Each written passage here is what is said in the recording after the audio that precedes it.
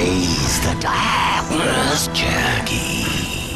Hello there, Sir from 17 once again, introducing you to the second part of my Darkness 2 demo.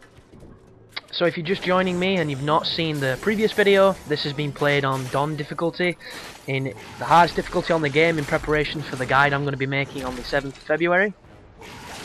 And we're now moving into the subway, and anybody that played the original Darkness will remember this place because you did a hell of a lot of it in the original, and it looks just like it did then. Obviously the visual style is different, but the layout is pretty much picture perfect of one part of it on the original game, so I thought that was a really nice touch.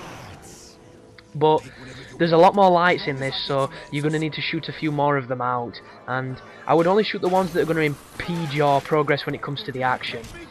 You can kill civilians as well through this metro area, but it doesn't seem to let you eat their hearts, so it doesn't really seem all that, much of a point, aside from the glee that you get from massacring people with the awesome tools of the Darkness. But when you push down here, there's going to be plenty of dudes, but you'll notice there's also plenty of ways to dispatch them, because there's things you can throw to stun them. You can shoot them and just try hitting them, picking them up and doing executions. You can really just do what you want and have fun. So far the Dawn difficulty doesn't seem very difficult at all, but I'm sure later on in the game it's probably going to get a whole lot more challenging. Also, if you're ever low on ammo and you can't get to a gun but you can see one, if you press the left bumper, your Darkness Power whip will pick one up for you, which is a really useful little technique.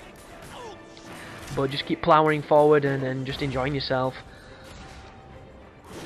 Because it's a good demo, and this guy's got a shotgun as well, so you want to pick that up because I had a lot of fun with it when I got it. But there's something about the game that doesn't feel like the first one to me, and I really liked the first one. So far I prefer the original, but I am really stoked and looking forward for this entry in the series. And I've actually read a hell of a lot of the comic as well, so I was kind of invested in the Darkness back in the day. And it'd be funny to see how they handle it, because this game definitely seems to be taking the adult nature of the series a little bit further than the first one did.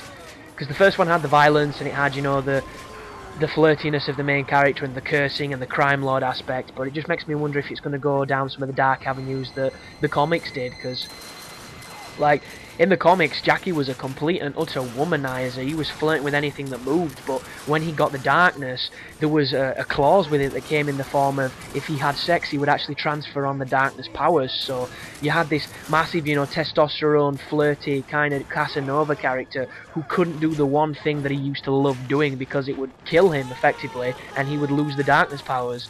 And I just always find it funny that they wove that into the storylines, and it makes me wonder if anything like that's going to come up in the game, or if Jackie's going to cotton on to, the rest of the world and start doing anal instead of the other way, because that way he wouldn't die or lose his Darkness powers. Little tip there for you, Jackie. You can have all the fun you want, it's just a different hole. But when you come down here, you're going to be introduced to some of the more cinematic moments. You don't have any control over this, which is a bit of a shame, because on the original you did dodge a bunch of trains, so it would have been nice if it had forced you to have to move into the alcove. I kind of saw it coming, as you notice. I turned around to try and anticipate it, but the control is out of your hands, so there's nothing much you can do.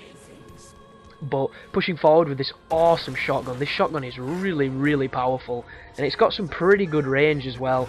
And I'm not usually the shotgun guy on anything other than like the original Max Payne, where the shotgun was a beast weapon, and maybe Kane and Lynch 2, where it's a sniper rifle. But the one on this, I'm having a lot of fun with it, so I look forward to using it. And when you come down here, you'll notice there's a bunch of the rebars from inside of concrete that you can use as javelins, and you can get some lovely quick kills. And just enjoy this moment here of shooting, because this is actually the final part to the demo. Once you clear up all these guys, you are at the end, and this will be the last teaser of Darkness that you'll get until the game comes out. And, I actually played the original's demo for a couple of weeks in a row before I bought the game, because I was completely skint and I just loved the executions with the guns, and I just used to run around the cemetery nailing dudes and having a lot of fun. Unfortunately, my hard drive isn't full enough at this moment in time to do that with this one, but this is definitely fun, just not quite the same measure that the original was. And I'm currently downloading the Kingdoms of Amalur demo, so I'm going to be probably doing a demo playthrough of that to put on the channel to see if it's worthy of making a guide, because I am really excited for it. And this is the final moments anyhow. If you bash X, you'll be able to pull the nails out the first time. You don't have to let him punch you anymore.